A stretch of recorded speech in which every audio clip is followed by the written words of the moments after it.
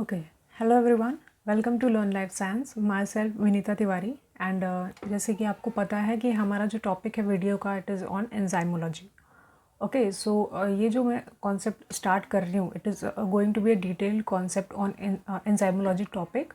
जैसे कि आप देख सकते हैं हम डिस्कस करेंगे regarding the basic concepts of enzymology which is going to be the chapter 1। Okay, chapter 1 में हम बेसिक कॉन्सेप्ट्स देखेंगे, जिसमें से कि आज जो पहला लेक्चर है हमारा उसमें हम डील करेंगे केमिकल रिएक्शंस क्या होते हैं, फिर उसके बाद रिएक्शंस जो होती हैं वो बिना एंजाइम्स के कैसे परफॉर्म होती हैं। Okay, I am talking about biological system. फिर उसके बाद हम एंजाइम की डेफिनेशन देखेंगे, then types and then isoenzymes and some units of enzyme activity. Okay, so let's get started. Before starting I just want you to get one thing that कि ये जो मैं वीडियोस बना रही हूँ it is going to be a detailed concept. Okay, ये detailed concept रहने वाला है। If you are in BSc और MSc then it is going to be very much beneficial for you. Okay, और अगर आप कॉम्पिटिटिव एग्जाम्स की तैयारी कर रहे हैं तो आप इसे फास्ट फॉरवर्ड मोड में भी देख सकते हैं। ओके, सो अब हम स्टार्ट करते हैं। सबसे पहली चीज़ जो होती है that is a chemical reaction. Okay, जैसे हम केमिस्ट्री में पढ़ते हैं या अपने डे टू डे लाइफ में हम देखते हैं। ओके, तो chemical reaction means what? Chemical reaction means a sudden change of a substance into a new one that has a different chemical identity. Okay, यहाँ पे मेंशन हुआ है डेफिनेशन में कि किसी भी एक सब्सटेंस में एक अलग तरीके का चेंज आता है। ओके, फॉर एग्जांपल एक कोई भी मॉलिक्यूल है और वो किसी दूसरे फीचर्स फैक्टर्स के साथ इंटरेक्ट करता है। ओके, दूसरे फैक्टर्स के साथ इंटरेक्ट करता है, एनवायरमेंटल फैक्टर्स, या फिर हो सकता है या इलेक्ट्रॉन शेयरिंग करता है या इलेक्ट्रॉन ट्रांसफ़र करता है, जिसके बाद उसकी आइडेंटिटी चेंज हो जाती है into another molecule, for example B. Okay, मतलब यहाँ पे सिंपली क्या होता है कि एक मॉलिक्यूल ट्रांसफॉर्म होता है अनदर मॉलिक्यूल में। ठीक है, it is a simple transformation process, है ना। फॉर एग्जाम्पल जैसे हम जानते हैं कि सोडियम क्लोराइड कैसे बनता है? बाय शेयरिंग ऑफ इलेक्ट्रॉन्स, है ना। शेयरिंग ऑफ इलेक्ट्रॉन्स के बाद हम देखते हैं कि सोडियम क्लोराइड बनता है। यहाँ पे आप देख रहे हो it is a simple chemical reaction. उसी तरीके से अगर मैं बात करूँ कि हमें कोई मॉलिक्यूल कंबाइन करके कोई प्रोडक्ट निकालना है तो ये एक कॉम्बिनेशन का रिएक्शन हो गया। ओके, फिर उसी तरीके से डीकम्पोजिशन रिएक्शन होते हैं। For example taking the same reaction NaCl will dissociate in Na plus Cl minus. यहाँ पे जो कुछ भी प्रोसेस होती है रिएक्शन में वो जनरली इन्वॉल्व रहते हैं यहाँ पे इलेक्ट्रॉन्स। ओके, इलेक्ट्रॉन्स यहाँ पे मेन रोल परफॉर्म करते हैं, जिसकी वजह से मॉलिक्यूल्स ट्रांसफॉर्म होते हैं और अपनी आइडेंटिटी में थोड़ा सा चेंज लाते हैं। ओके, दूसरा एक एग्जाम्पल मैं आपको देती हूँ, फॉर एग्जाम्पल न्यूट्रलाइजेशन का। ओके, हम दूसरा एग्जाम्पल देखते हैं न्यूट्रलाइजेशन का। न्यूट्रलाइजेशन मतलब क्या? फॉर एग्जाम्पल हमने एक एसिड ले लिया और हमने उसे बेस के साथ कंबाइन कर लिया।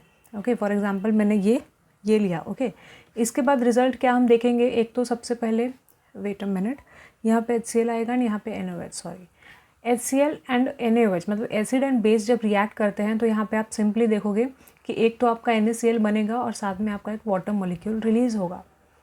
ओके, तो ये एक जनरल प्रोसेस होती है न्यूट्रलाइजेशन की। फिर उसके बाद डिस्प्लेसमेंट रिएक्शन, ये मैं आपको टाइप्स बता रही हूँ जो कि हम केमिस्ट्री में पढ़ते हैं। जब हम किसी भी रिएक्शन के बारे में बात करते हैं तो जनरली इसी में से एक क्राइटेरिया फॉलो किया जाता है। डिस्प्लेसमेंट मतलब क्या? For example A and B ये एक मॉलिक्यूल है, प्लस C एंड D ये दोनों अलग एसोसिएटेड मॉलिक्यूल्स हैं। ठीक है, रिएक्शन के बाद क्या होता है? डिस्प्लेसमेंट मतलब ट्रांसफ़र हो जाएंगे from one group to another. For example displacement के बाद अगर मैंने C को मूव किया तो ये AC हो जाएगा एंड यहाँ पे क्या हो जाएगा? BD, है ना। तो ये सिंपल एग्जांपल मैं आपको दे रही हूँ, क्राइटेरियाज दे रही हूँ जो कि जनरली केमिकल रिएक्शंस में होते हैं। ओके, अब यहाँ पे आप देख सकते हो कि यहाँ पे हमें किसी भी चीज़ की एक्सटर्नल फैक्टर की ज़रूरत नहीं है। ठीक है, रिएक्शन को ऑकर होने के लिए यहाँ पे किसी भी एक्सटर्नल फैक्टर की ज़रूरत नहीं पड़ती है। ठीक है, बट अगर मैं बायोलॉजिकल सिस्टम में केमिकल रिएक्शन के बारे में बात करूँ तो क्या होगा? ओके, अगर मैं बायोलॉजिकल सिस्टम में बात करूँ, biological system in more detailed form में अगर मैं बात करूँ कि एक सेल के अंदर क्या होता है। ओके, एक सेल के अंदर मैं बात करूँ, एक बैक्टीरिया के अंदर मैं बात करूँ, प्लांट्स के अंदर मैं बात करूँ या ह्यूमन बॉडी के अंदर मैं बात करूँ, तो वहाँ पे केमिकल रिएक्शंस कैसे होते हैं। ओके, वहाँ पे केमिकल रिएक्शंस के लिए हम देखते हैं फॉर एग्ज़ाम्पल यहाँ पे चलो एक एग्ज़ाम्पल लेते हैं, ठीक है। एक प्रोटीन का मैं आपको एक एग्ज़ाम्पल देती हूँ। ओके, प्रोटीन्स रहते हैं। प्रोटीन को अगर हमने जनरली लैबोरेटरी में, ठीक है, आपने लैबोरेटरी में प्रोटीन का हाइड्रोलाइसिस करने का ट्राई किया, ठीक है, आपने क्या किया, प्रोटीन का हाइड्रोलाइसिस करने का आपने कोशिश किया। तो आप क्या करोगे, हाइड्रोलाइसिस के लिए आप प्रोटीन लोगे और प्रोटीन में आप ऐड करोगे HCl, ओके, एंड फिर उसके आप क्या करोगे, हीट करोगे अराउंड 100 डिग्री सेल्सियस। ये जनरल हाइड्रोलाइसिस ऑफ प्रोटीन का मेथड है जो हम करते हैं, ओके। बट यहाँ पे हम क्या देखेंगे कि अगर मैंने ये मेथड फॉलो की तो लगभग मुझे 2 दिन लग जाएंगे हाइड्रोलाइज्ड प्रोडक्ट ऑब्टेन करने के लिए, ठीक है। प्रोटीन का हाइड्रोलाइज्ड प्रोडक्ट ऑब्टेन करने के लिए मुझे 2 दिन लग जाएंगे। पर अगर मैं सेम प्रोटीन की अगर मैं बात करूँ इन द गैस्ट्रोइंटेस्टिनल ट्रैक्ट और the intestine of the human being, तो यहाँ पे क्या होता है, यहाँ पे प्रोटीन का डाइजेशन होता है बाय एंजाइम्स, ओके। यहाँ पे इंटेस्टाइन्स में यहाँ पे एंजाइम्स प्रेजेंट होते हैं। For example protease. प्रोटीएज एक ऐसा एंजाइम है जो कि प्रोटीन्स को डिग्रेड करता है और पेप्टाइड लिबरेट करता है, ओके। फिर आगे भी उनकी प्रोसेसिंग होती है पेप्टिडेज से, ओके, एंड सो ऑन। तो यहाँ पे हम क्या देख रहे हैं कि अगर इंटेस्टाइन में प्रोटीन का सेम प्रोटीन का डिग्रेडेशन होगा तो उसे डिग्रेड होने के लिए डाइजेस्ट होने के लिए कम से कम 2 घंटे लगेंगे, उससे ज़्यादा नहीं, ओके। विदिन 2 आवर्स आपके हाथ में हाइड्रोलाइज्ड प्रोडक्ट होगा, ओके। हाथ में, सॉरी, आपके इंटेस्टाइन में आपके हाइड्रोलाइज्ड प्रोडक्ट आप देखोगे। तो यहाँ पे हम एक डिफरेंस में आपको, जो मुझे आपको यहाँ पे समझाना है, मैं ये आपको समझा रही हूँ कि in the absence of enzyme, जब एंजाइम जो है वो एब्सेंट है तो अराउंड उन्हें 2 डेज़ लग रहा है। मैं एक एग्जांपल के तौर पे बता रही हूँ कि उन्हें काफ़ी ज़्यादा टाइम लगता है किसी भी रिएक्शन को टेक ओवर करने के लिए, ठीक है। मैं फिर से रिपीट कर रही हूँ कि अगर एंजाइम के एब्सेंट में कोई रिएक्शन होती है, बायोलॉजिकल रिएक्शन होती है, तो उसे टेक ओवर करने के लिए, मतलब वो रिएक्शन परफॉर्म होने के लिए, कंप्लीट होने के लिए या प्रोडक्ट बनाने के लिए काफ़ी ज़्यादा टाइम स्पैन लगता है। और अब उसी दूसरी तरफ मैं बात करूं कि अगर आपने उसी सेम रिएक्शन में, फॉर एग्जांपल इस प्रोटीन और HCl को ट्रीट करने की जगह अगर मैंने प्रोटीन में पेप्सिन ऐड कर दिया होता तो ये रिएक्शन विदिन मिली सेकेंड्स हो जाता है ना। तो आई होप आप लोगों को समझ में आ रहा होगा, ओके। सो हम एंजाइम के एडिशन में क्या हो रहा है कि जब मैं एंजाइम यहाँ पे ऐड करूँगी तो एंजाइम के एडिशन में यहाँ पे रिएक्शन बहुत ही फास्ट होता है, क्विक होता है, ओके। सो फाइनल डेफिनेशन मतलब क्या होता है एंजाइम। एंजाइम से अब आपको समझ में आ रहा होगा कि एंजाइम्स ऐसे मॉलिक्यूल्स होते हैं, ऐसे सब्सटेंस होते हैं जो कि रेट ऑफ रिएक्शन को इंक्रीज़ करते हैं, ओके, जो कि रेट ऑफ रिएक्शन को इंक्रीज़ करेंगे। सबसे इंपॉर्टेंट चीज़ आपको एंजाइम्स के बारे में याद रखनी होती है कि एंजाइम सिर्फ रिएक्शन के रेट को बढ़ाते हैं, वो किसी भी तरीके का दूसरा पार्टिसिपेशन रिएक्शन में नहीं करते हैं, ओके। सिर्फ वो रिएक्शन की रेट को बढ़ाएंगे by just interacting with the substrate, ताकि वो क्विकली प्रोडक्ट में कन्वर्ट हो सके, ओके। और एक मैं आपको एग्जांपल देती हूँ कि अगर एंजाइम के बिना रिएक्शंस होंगे तो क्या होगा इन बायोलॉजिकल सिस्टम। तो यहाँ पे आप देख सकते हैं डॉक्टर रिचर्ड वॉल्फेंडन, जो कि जिनका PhD हो चुका है इन बायोकेमिस्ट्री। सो इन्होंने क्या बताया था, इन्होंने 1995 में अपने काम से, मतलब अपने वर्क से इन्होंने बताया था कि जो बिल्डिंग ब्लॉक्स होते हैं हमारे DNA as well as RNA, हमारे न्यूक्लिक एसिड्स के, उन्हें बनने के लिए अराउंड 78 मिलियन ईयर्स लगते हैं, ठीक है। अगर मैं विदाउट एंजाइम की बात करूं तो एंजाइम के एब्सेंस में न्यूक्लिक एसिड के बिल्डिंग ब्लॉक, मतलब सिर्फ मैं बिल्डिंग ब्लॉक्स की बात कर रही हूँ, तो सिर्फ बिल्डिंग ब्लॉक्स अगर आपको बनाना है न्यूक्लिक एसिड का तो इसे बनाने के लिए अराउंड 78 मिलियन ईयर्स लगते हैं, ओके, विदाउट एंजाइम। तो आप सोच सकते हैं कि बायोलॉजिकल सिस्टम में अगर एंजाइम्स नहीं होते तो आज शायद ह्यूमन बीइंग्स भी नहीं होते, है ना। तो एंजाइम्स बहुत ही इंपॉर्टेंट रोल प्ले करते हैं in the biological system. And आप अभी भी अगर कोई प्रैक्टिकल परफॉर्म करते हो, प्रोटोकॉल परफॉर्म करते हो, तो क्विक एनालिसिस के लिए हम एंजाइम्स ही यूज़ करते हैं, है ना। तो चलो अभी सबसे पहले हम देख लेते हैं regarding enzymes, okay. So enzymes का मैंने आपको बताया कि enzymes are biocatalyst, okay. Enzymes क्या है, enzymes are biocatalyst. Catalyst मतलब क्या, कैटलिस्ट मतलब ऐसे मॉलिक्यूल्स जो क्या करते हैं, रेट ऑफ रिएक्शन को इंक्रीज़ करते हैं। So biocatalysts are generally the molecules that increases the rate of reaction without itself undergoing any change. मतलब वो खुद के अंदर बिना कोई चेंज ला के भी विदाउट एनी स्पेसिफिक मतलब कोई कंट्रीब्यूशन ना करके भी वो रिएक्शन के रेट को इंक्रीज करता है बाय अ लिटिल इंट्रैक्शन और proper specific interaction with the substrate. Okay, तो सबसे पहले हम 4 इंपॉर्टेंट चीज़ें मैं आपको बता देती हूँ कि एंजाइम्स जो हैं these are biosynthesized by living cells. जैसे बैक्टीरियल सेल्स हो गए, हमारे ह्यूमन बीइंग के सेल्स हो गए, okay, any other living cell, ये एंजाइम्स बना सकते हैं. These are generally protein in nature. इनका जो नेचर रहता है they are protein in nature. तो अब आपको एक चीज़ और समझ में आ जाएगी कि अगर ये प्रोटीन नेचर का है तो it is going to be thermolabile. Thermolabile means जैसे ही आप इसे टेम्परेचर प्रोवाइड करोगे, जैसे ही आप एंजाइम्स को हीट ट्रीटमेंट प्रोवाइड करोगे, ये क्या करेगा, डीनेचर हो जाएगा, अपनी स्ट्रक्चर लूज कर लेगा. ठीक है, तो दीज आर थर्मोलेबाइल मतलब सेंसिटिव होते हैं टू द टेम्परेचर. उसके बाद the most important thing is they are specific in nature. These are specific in nature. अभी ये जो स्पेसिफिसिटी है ये मैं आपको नेक्स्ट लेक्चर में और अच्छे से बताऊंगी, जो हमारा लेक्चर 2 रहेगा ऑन एंजाइमोलॉजी कॉन्सेप्ट. ओके, उसमें हम स्पेसिफिसिटी के साथ डील करेंगे और एक्टिव साइट के कुछ पॉइंट्स मैं आपको उसमें बताऊंगी. ठीक है, तो चलो अभी हम दूसरा चीज़ देखते हैं. ये तो हो गया कि व्हाट आर एंजाइम्स. इसके बाद मैं आपको दूसरी चीज़ बता देती हूँ, the types of enzyme. Okay, अब देखते हैं कि टाइप्स ऑफ एंजाइम में 2 तरीके होते हैं. 2 एंजाइम्स जनरली हम देखते हैं, या तो सिंपल एंजाइम होगा या तो कॉम्प्लेक्स एंजाइम होगा. सिंपल एंजाइम मतलब क्या? सिंपल एंजाइम मतलब ये सिर्फ only proteins are involve.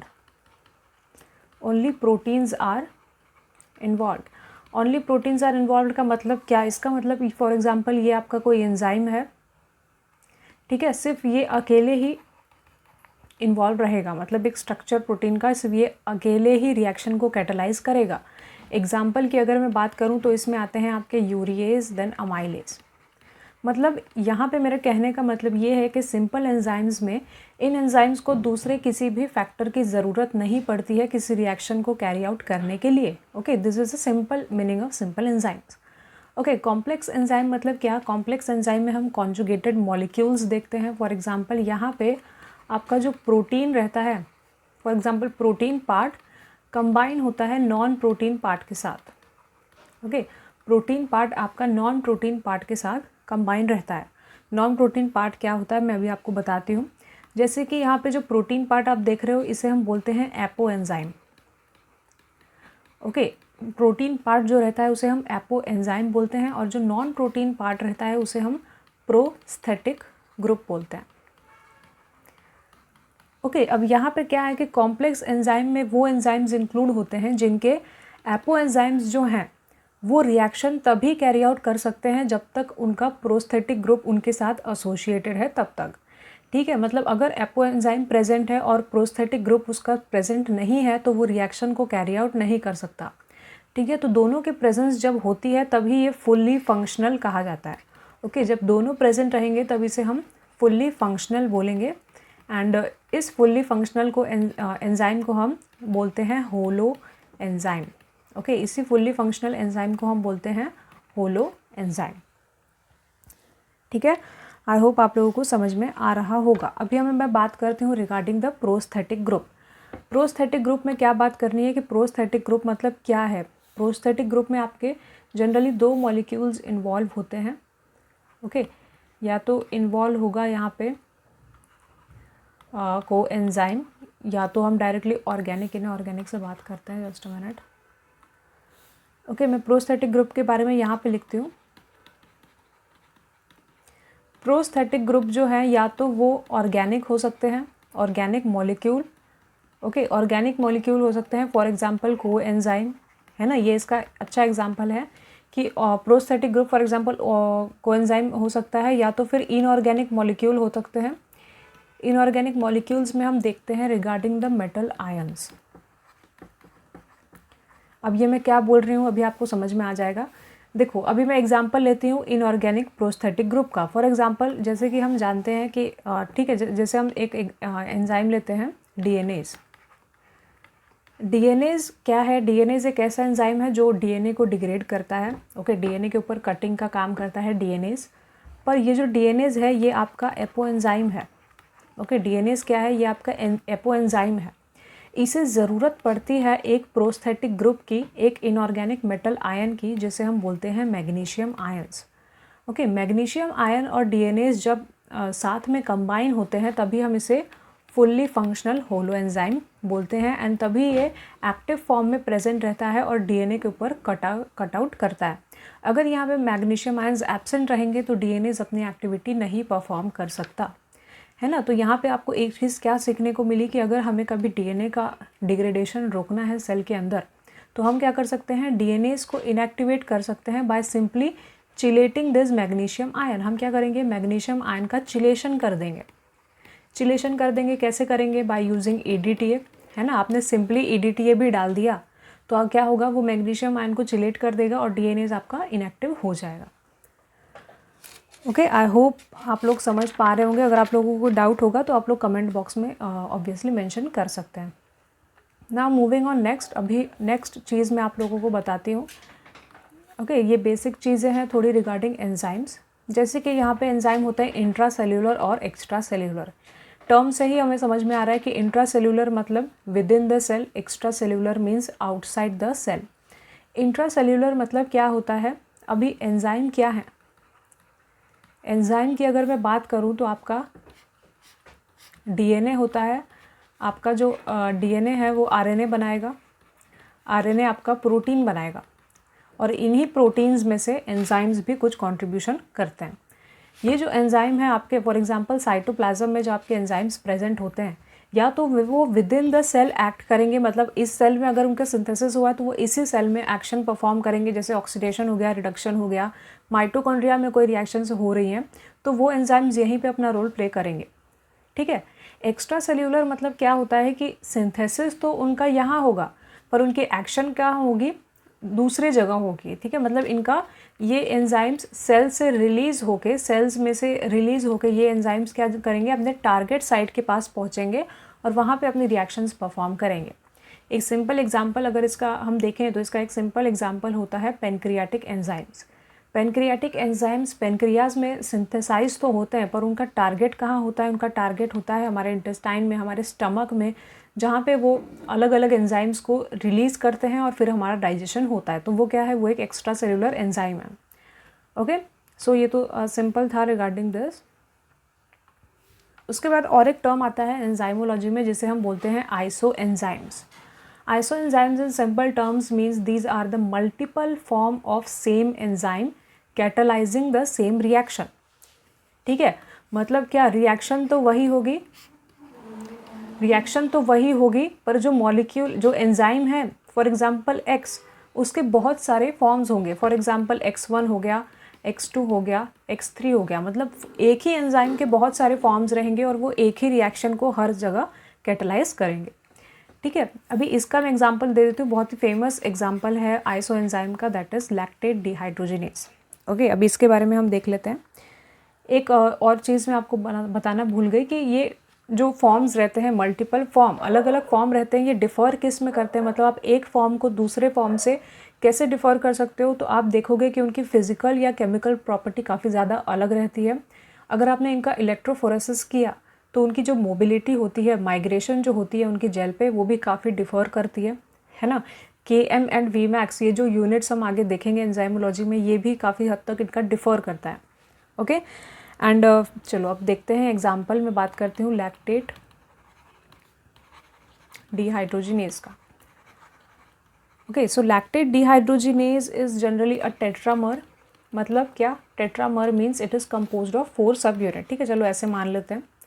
Okay, ये जो सब यूनिट्स इसके बनते हैं या जो इसके सब यूनिट कंपोज होने की जो साइट रहती है, वो साइट कौन सी होती है? या तो हार्ट रहेगा या तो मसल रहेगा, है ना। हार्ट को हम H से डिनोट करते हैं, मसल को M से। अभी इनके साइट के हिसाब से, मतलब अगर हार्ट से लैक्टेट डिहाइड्रोजिनेज का सब यूनिट कंबाइन होने वाला है तो उसे हम H सब यूनिट इंक्लूड करेंगे। अगर मसल से सब यूनिट्स आ रहे हैं या टेट्रामर के सब यूनिट्स आ रहे हैं तो हम उसे M से डिनोट करेंगे, ठीक है। अभी आपको समझेगा। अभी देखो, लैक्टेट डिहाइड्रोजिनेज कौन से हैं? 1 है, 2 है, 3 है, 4 है, 5 है। ठीक है, ये सब क्या है? लैक्टेट डिहाइड्रोजिनेज के मल्टीपल फॉर्म है। ओके, अभी देखो बहुत ही इंटरेस्टिंग चीज़ है। सबसे पहला जो सिंथेसाइज होने वाला है लैक्टेट डिहाइड्रोजिनेज 1, उसके चारों सब यूनिट हार्ट में सिंथेसाइज होते हैं। लैक्टेट डिहाइड्रोजिनेज 2 का क्या चक्कर है? इसका H3 मतलब 3 सब यूनिट्स हार्ट से आएंगे और 1 सब यूनिट मसल से आएगा। फिर यहाँ पे H2 M2, फिर H1 M3 एंड यहाँ पे M4। सिंपल है, आप देख सकते हो 4 3 2 1 एंड आखिरी में चारों मसल्स से डिराइव होने वाले लैक्टेट डिहाइड्रोजिनेज के सब यूनिट्स रहेंगे टू फॉर्म द टेट्रामर। ठीक है, अब मैं इसकी लोकेशन की बात करती हूँ कि जैसे कि ये कहाँ पे पाए जाते हैं। तो ये मायोकार्डियम में पाया जाता है। एक मिनट, ये आपका मायोकार्डियम में पाया जाएगा। देन किडनी में भी आप देखोगे इसे, ये भी आपका मायोकार्डियम एंड किडनी में पाया जाएगा। H2 M2 का आपके ब्रेन में प्रेजेंट होता है लैक्टेट डिहाइड्रोजिनेज का। H1 M3 ये lung as well as spleen में प्रेजेंट होता है। एंड फाइनली जो लास्ट सब यूनिट है लैक्टेट डिहाइड्रोजिनेज 5, ये skeletal muscle as well as liver में प्रेजेंट होता है। ओके, तो यहाँ पे क्या है कि जो साइट है उनकी, जहाँ पे वो रिएक्शन कैटेलाइज करते हैं, सेम रिएक्शन हर जगह कैटेलाइज करेंगे, पर इनके जो सब यूनिट्स हैं बस वो डिफ़र करते हैं लोकेशन पे। ठीक है, कंबाइनिंग लोकेशन पे बस वो डिफ़र करते हैं। मतलब हार्ट के रहेंगे या मसल के रहेंगे, कितने सब यूनिट्स कहाँ प्रेजेंट रहेंगे ये अभी आपको समझ में आ गया होगा। ओके, सो आई होप आपको यहाँ तक सब कुछ क्लियर होगा। उसके बाद यूनिट्स ऑफ एंजाइम एक्टिविटी भी हम देख लेते हैं। यूनिट ऑफ एंजाइम एक्टिविटी में सबसे पहला जो आता है दैट इज़ केटल। ओके,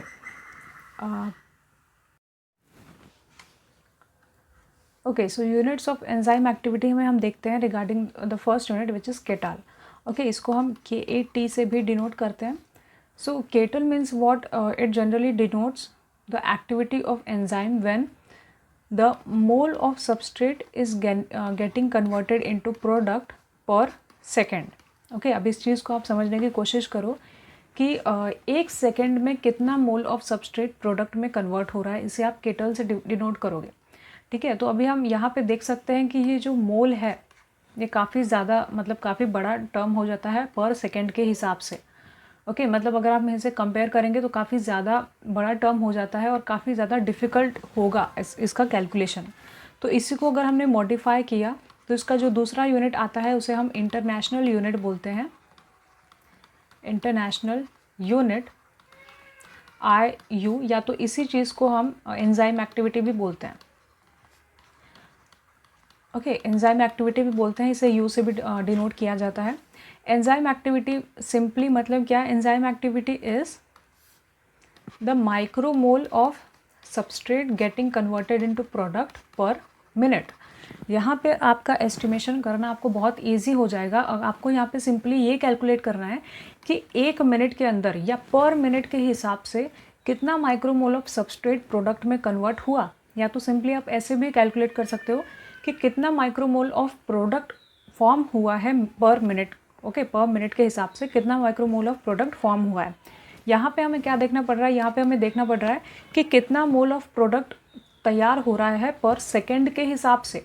अगर हम मिनट में कैलकुलेट करते हैं तो हमें काफ़ी ज़्यादा हद तक आसानी होती है एंड ज़्यादा एक्यूरेट रिजल्ट हम पा सकते हैं। ओके, सो ये 2 टर्म्स थे जिनके बारे में मुझे आपको बताना था। इसके अलावा और एक टर्म आता है, थर्ड और एक हम देख लेते हैं टर्म, जिसे हम बोलते हैं turnover number. Okay, turnover number एक और एक चीज़ आती है। जैसे हम हर चीज़ का टर्नओवर निकालते हैं, ओवरऑल समराइज़ करते हैं, तो उसी तरीके से एक टर्नओवर नंबर हम देखते हैं एंजाइमोलॉजी में। इसका मतलब क्या? It is the number of substrate. Okay, मतलब डायरेक्ट लिखते हैं, number of substrate getting converted into product per unit time when the enzyme is fully saturated. When the enzyme is fully saturated. Turnover number में सबसे important sentence ये last वाला है। आप देख सकते हो लास्ट पॉइंट जो मैंने मेंशन किया है कि यहाँ पे टर्नओवर नंबर मतलब क्या कि कितने सबस्ट्रेट प्रोडक्ट में कन्वर्ट हुए हैं जब पूरे एंजाइम्स के एक्टिव साइट ऑक्यूपाइड है तब। ओके, इसका मतलब क्या होता है कि एंजाइम इज़ फुल्ली सैचुरेटेड।